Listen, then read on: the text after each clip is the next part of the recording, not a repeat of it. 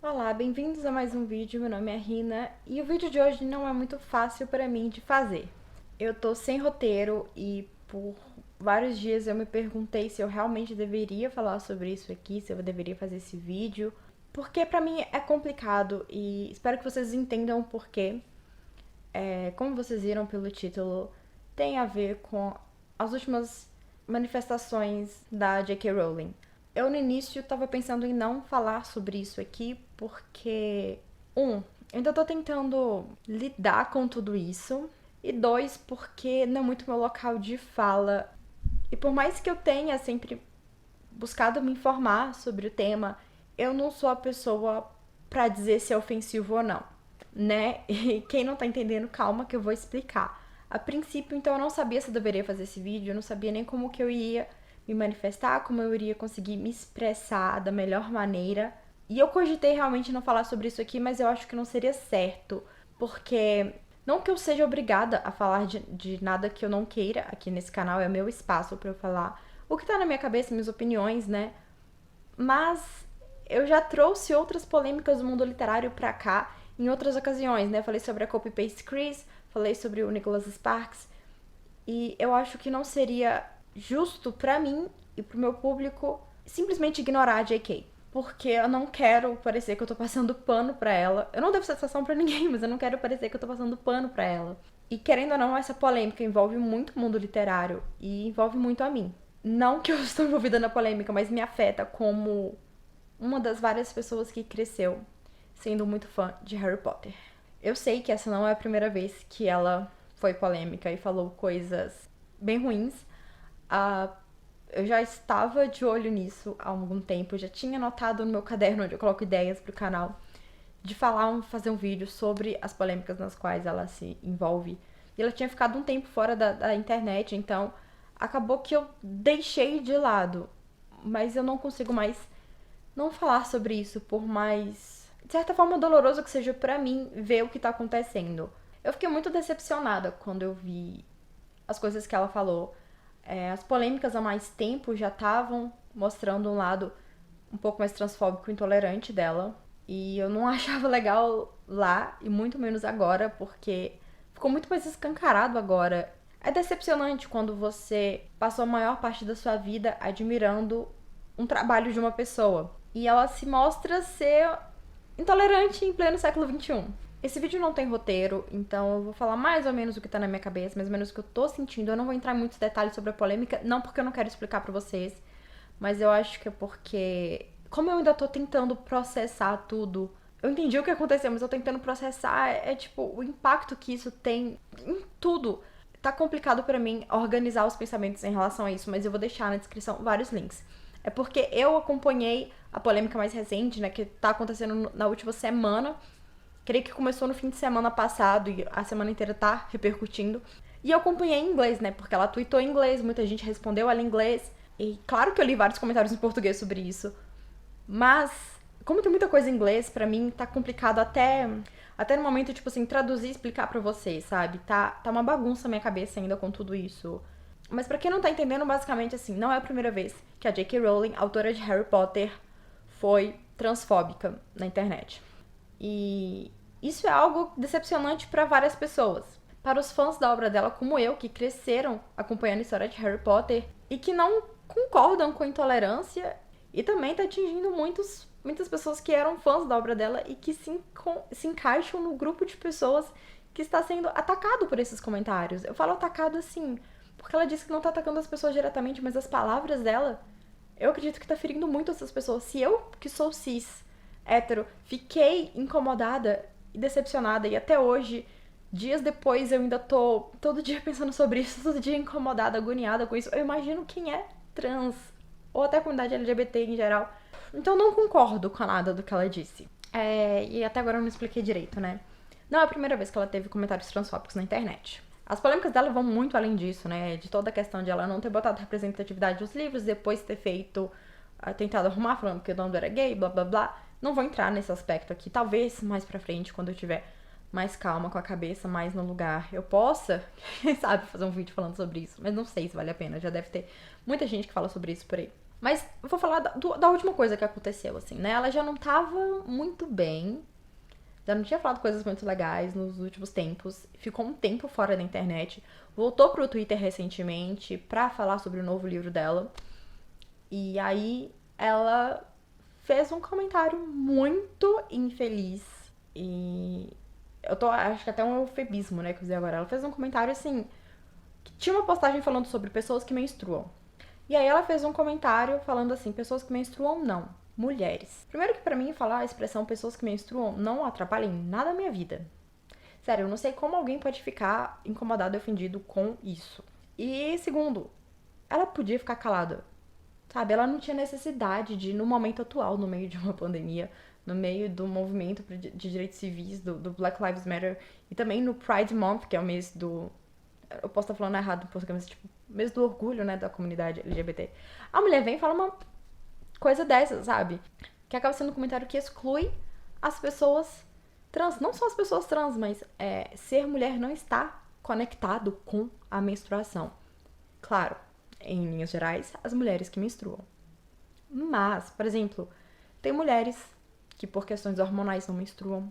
As mulheres, quando passam pela menopausa, não menstruam. E tem a comunidade trans. Mulheres trans não menstruam. Homens trans podem menstruar. Então, pessoas que menstruam engloba as pessoas que estão, no momento, por questões hormonais do seu organismo, menstruando. Isso não diz que as pessoas que não menstruam não são mulheres, sabe? Então não é uma coisa completamente intrínseca. E essa expressão não deveria afetar em nada nossas vidas, sabe? Eu sou uma mulher, eu menstruo, e eu não ligo de ser enquadrada no termo pessoas que menstruam. Pra mim não precisa falar mulheres, sabe? Pra mim não me incomoda. Mas ela ficou incomodada com isso, fez questão de manifestar. E todo mundo já cansado, mais uma vez, desses comentários dela de ar muito transfóbico, porque também ela já se envolveu em outras polêmicas com isso de curtindo comentários não muito legais, comentários péssimos, de ter defendido pessoas que foram claramente transfóbicas. Então o povo não aguentava mais e as críticas vieram à tona. A gente pode falar a questão da liberdade de expressão. Realmente, a gente tem liberdade de expressão. Mas a gente tem que tomar cuidado. Principalmente quando a gente tem uma plataforma e uma influência muito grande na internet. Porque essa nossa liberdade de expressão pode facilmente se tornar um discurso de ódio. Ou pode machucar outras pessoas. E eu acho que se a gente sabe que o que a gente vai falar pode machucar alguém, por que a gente vai falar, sabe? Não sei. É muito complicado isso. Ela tava no direito de se expressar, mas ela não precisava falar o que ela falou. Que bem que ia fazer, sabe? Em vez de usar a plataforma dela pra falar de coisas que realmente eram relevantes, de coisas realmente que poderiam engrandecer as pessoas, ela escolheu fazer um comentário completamente desnecessário e que ainda magoou muita gente, sabe? Então nisso aí eu já fiquei muito incomodada, muito chateada. E aí no dia 10 de junho, se não me engano, ela lançou um texto, um manifesto, explicando o lado dela. Ok, eu compreendi o raciocínio dela, mas eu continuo não concordando com ela. Eu vou ver se eu consigo colocar tudo isso aqui na descrição traduzido, sabe? Eu vou procurar pra vocês e eu vou colocar aqui na descrição se eu achar os links. Então, pra vocês entenderem a polêmica mesmo, cliquem aqui, tá? Eu não tô com cabeça pra explicar no momento pra vocês. Ela fez esse manifesto dela se explicando e, bom, a mulher é uma escritora, né? Então ela escreveu tudo de uma maneira em que ela tornou as coisas muito mais leves, explicou o lado dela e ainda assim deu pra ver que tinha coisas problemáticas ali, na minha opinião. E eu posso estar falando alguma coisa errada, me perdoem se eu estiver falando qualquer coisa errada. Mas deu a entender pra mim que ela tava falando que... Ela tava focando muito na questão do sexo, falando que sexo é real e que o pessoal ativista trans fala que sexo não é real. Ela começou a focar tanto nessa questão, ignorando completamente a questão de gênero, sabe? Uma questão é o sexo, a parte biológica, mas a gente tá falando mais sobre gênero. Os gêneros têm que ser respeitados, tem que ter uma inclusividade pros gêneros. Pode ter até um pessoal aí que tá querendo brigar com a biologia, com a ciência, eu não vou entrar nesse aspecto, porque, novamente, eu sei muito pouco, só acompanho, ouço o que as pessoas trans falam na internet, vejo vídeos deles e leio o que eles estão falando, mas eu não vou me meter porque não é minha experiência, então não sou eu que tenho que falar. Então, nessa questão de ciência, biologia, eu nem quero falar muita coisa porque eu não quero falar nada errado e ofender ninguém. Mas a questão aqui não é a questão biológica, é o gênero, né? Que é a pessoa e ela ser tratada pelo gênero que ela se identifica, ela se aceita nos locais. E pra mim isso não atrapalha ninguém, não machuca ninguém, sabe? E eu não entendo como o fato de existirem trans pode prejudicar a experiência de qualquer outra pessoa, sabe? Ela tava falando alguma coisa sobre isso, ser prejudicial pra mulheres e pra lésbicas. Mas uma experiência não anula a outra. A existência de lésbicas não atrapalha a minha vida de uma mulher heterossexual. Eu não fui apagada, minha existência não foi apagada, a minha identidade não foi prejudicada por causa disso. Tudo bem que eu vivo numa cidade muito pequena e aqui a gente não vê tanta diversidade escancarada assim, mas até hoje não me atrapalhou em nada. Eu não me sinto ameaçada pela existência de mulheres ou homens trans. Eu não sinto que meus direitos também vão ser retirados de mim só porque a gente vai dar direitos, só porque a gente vai respeitar e garantir direitos para essas outras minorias. Não sinto isso de maneira alguma. E não foram essas exatamente as palavras dela, mas deu a entender disso, sabe? Que ela tava achando que o ativismo trans seria prejudicial para mulheres em alguns aspectos. Ela falou também do perigo de usarem o banheiro porque mulheres poderiam sofrer abuso. Mas, cara, eu acho, tipo, bem preconceituoso também imaginar que boa parte das mulheres trans são homens mal intencionados que estão passando por tudo isso e dizendo ser trans só pra abusar de mulheres. Os homens, quando eles querem abusar de mulheres, eles não precisam nem recorrer a esses artifícios. Eles são uns merdinhas que vão e fazem isso quando eles querem do jeito que eles querem, independente de nada. Muitos não vão se dar o trabalho disso. E com isso, fazer com que as mulheres trans frequentem o banheiro masculino por causa da biologia, do DNA, é botar elas em risco de sofrer abuso, porque os números de abuso nessa comunidade me parecem ser bem altos. Então, pra tentar proteger as mulheres cis, botar as mulheres trans em risco, eu não acho isso nem um pouco legal. Ela falou também sobre o pessoal que transiciona e se arrepende, e eu vi vídeos de pessoas trans que transicionaram e ela tá falando como se isso fosse o ativismo trans tá fazendo pessoas que não são trans acreditarem trans e com isso a taxa de arrependimento tá alta. Eu não sei muito dessas estatísticas, mas eu acho que isso é generalizar. Eu acho que ela tá generalizando muitas coisas. Ela tá pegando os extremos, as experiências ruins que existem em todo o espectro. Vai ter alguma coisa ruim. Porque a perfeição, a gente não vive num mundo perfeito. Ela pega essa coisa ruim, essa coisa negativa, a coisa mais extremista, a coisa mais radical, e ela trata isso como norma geral, como a maioria, e aí ela vê isso como uma grande ameaça. E não é assim que eu enxergo, e eu acho que exatamente para evitar arrependimento, para diminuir o número de destransições, esqueci a palavra, exatamente para evitar isso que a gente deve respeitá-los e reconhecê-los e compreendê-los e incluí-los. Porque com essa maior compreensão, as pessoas vão saber realmente o que elas são. Vão ter mais facilidade de se entender. Então, a aceitação é muito importante para que as pessoas tenham certeza e consigam se identificar. Então, eu acho que só é prejudicial e só pode causar mais risco de arrependimento ou vários outros problemas mentais para essas pessoas. Simplesmente tentar diminuir e criticar o ativismo. Mas, novamente, talvez eu não deva estar falando sobre essas coisas. Então ela se defendeu nesse texto, mas as coisas não ficaram muito bonitas pro lado dela. E tiveram várias pessoas que fizeram análise desse texto e mostraram que os argumentos dela estavam um pouco assim, né? Ela usou a capacidade dela de escritora pra puxar a corda um pouco pro lado dela, ainda assim não ficou muito bem. Mas essa situação toda foi muito incômoda pra mim. E eu acho que pra muita gente, pra uma grande comunidade no Twitter e no YouTube, eu vi tiveram vídeos sobre isso também, eu não assisti. Eu ainda tô tentando entender como é que vai ficar a minha visão com relação aos livros, sabe? Porque eu não queria que isso que a autora fez arruinasse minha experiência com os livros. Mas ao mesmo tempo eu não posso negar, principalmente depois de ter lido muito material sobre isso nos últimos dias na internet, que a visão de mundo dela está presente nos livros sim. Eu não percebi nisso nas vezes que eu li primeiro, porque no início eu era muito nova, e depois porque sempre que eu leio com toda essa nostalgia e com essas lembranças, vendo o lado bom, porque o livro me ensinou muitas lições. Eu interpretei o livro com muitas coisas positivas, sabe? Então, assim, essas partes, eu nem notei a problemática delas, mas tem vários paralelos, né? Se eu achar um texto também explicando isso melhor, eu vou deixar aqui.